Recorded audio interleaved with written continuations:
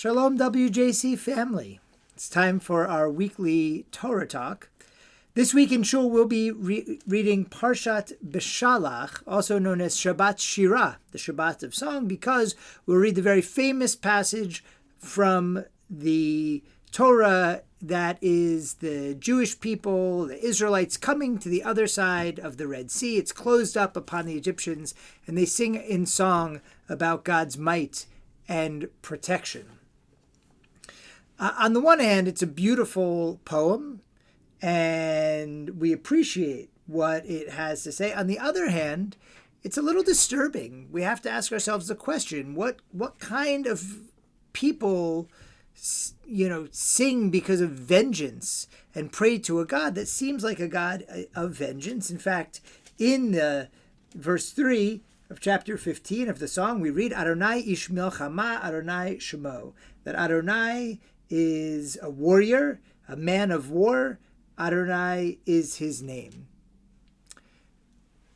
Do we want a God who is a warrior, a God who makes war? Is that even seem to comport with the teachings of Judaism, which are about seeking peace and creating peace in the world, which peace sometimes requires strength, but is that the character of God we want to sing about? It's a question that I think about every Wednesday morning when we come to the song of the day for Wednesday. It starts, El Nekamot Adonai, El Nekamot Hofia, Psalm 94, which starts out, God of revenge is Adonai, God of revenge appear.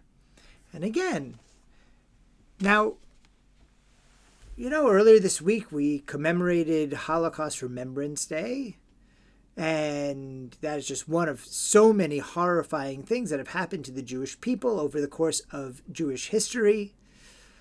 Even now, the anti-Semitism is on the rise. I don't know if we can say on the rise anymore. Anti-Semitism is such a huge issue. There are those who want to harm Jewish people just because they're Jewish.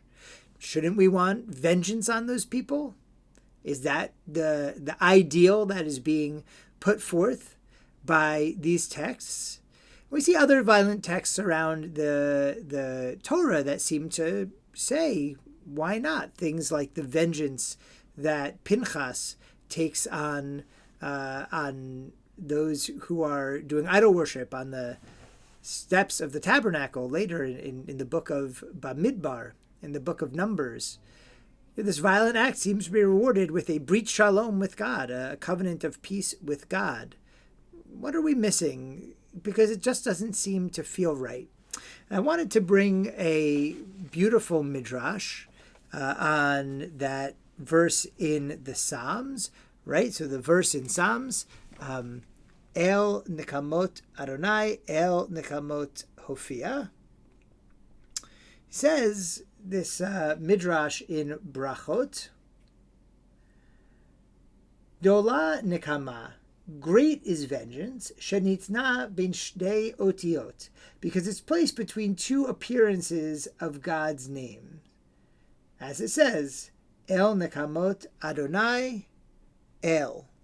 Right, that's our verse. It leaves off Nekamot Hofia. So El Nekamot Adonai, El. So Nekamot comes between El and Adonai, right there in the first three words of the psalm.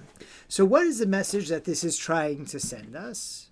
I think it's saying that it's not saying that vengeance is an ideal that we should pursue. In fact, the opposite is being said. And it's that vengeance is in God's hands, and maybe vengeance is the wrong translation of Nekama. Rav Chaim Shmulevitz, the Rosh Yeshiva of the Mir, Alav Shalom, whose Musar drushes, Divrei Torah I've been studying, he talks about this. He says, Nikama isn't revenge, like human revenge, but Nikama is divine justice. That only God is supposed to be the Ish Melchama, and only God is supposed to be the El Nikamot. That only God is a man of war. Only God is is supposed to be carrying out this vengeance. That the idea of nekama is that there is a divine justice in the world and in the universe. I think that's an important tenet of faith. That, you know what, those who do evil ultimately pay a price, whether how we frame it in this world or the world to come, or in this world through karma, or however you want to frame that.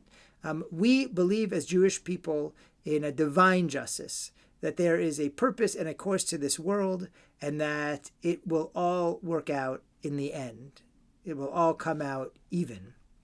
But only God knows the true score. Only God knows the tables and how they come out. So what do we do with something? So the Song of the Sea and the Red Sea, that makes sense. That is clearly divine justice at work, and all we can do is say we might not understand it. Sometimes we might even find it horrifying, but we are glad to know that there is a force working for justice and goodness in the world. On the other hand, what do we do with someone like Pinchas, who does this act of violence? And Pinchas says, Rav Shmulevitz says that Pinchas is a good representation of the fact that sometimes we do need to be representatives of God in bringing this justice into the world. But if we're doing it for any sort of our own self-aggrandizement, if we are doing it for any kind of human revenge, that we're angry or we're sad or we just think this is the right thing to be, that is not divine justice anymore. And what made Pinchas exceptional was that he had the ability to act for only on behalf of the divine in his case. He says that, when we are introduced to Pinchas, he's introduced as the son of Eleazar, the son of Aharon, the priest. So Rashi asks, why do we list his whole pedigree? He says it's because that Pinchas has to be related to Aaron, who we know from rabbinic sources was a rodef shalom, ohev shalom, a pursuer of peace and a lover of peace. And that so too, Pinchas was in that heritage, from a family that loved peace and pursued peace. And that this retribution to the idol worshippers was not taken out for his own personal good, but ultimately because this was God's purpose. Now, I don't know about you, but I don't know God's purpose in the world, and you probably don't either. And therefore, I don't think that this story of BeShalach, or even the whole tale of the Exodus, is supposed to be teaching us to be warlike or us to take vengeance. Protect ourselves, sure, who can argue with that? And sometimes to enforce peace, we need strength, which sometimes appears in the form of armies and militaries, and that's how we protect people and ultimately pursue peace through deterrence. I get all of that. And that being said, Judaism's ideal is clearly peace. It's not pursue vengeance because people deserve to get what they deserve, but it's because God has a way of making things work out. And we can't always see it in our lives, but it's an important tenet of faith to believe that is the case.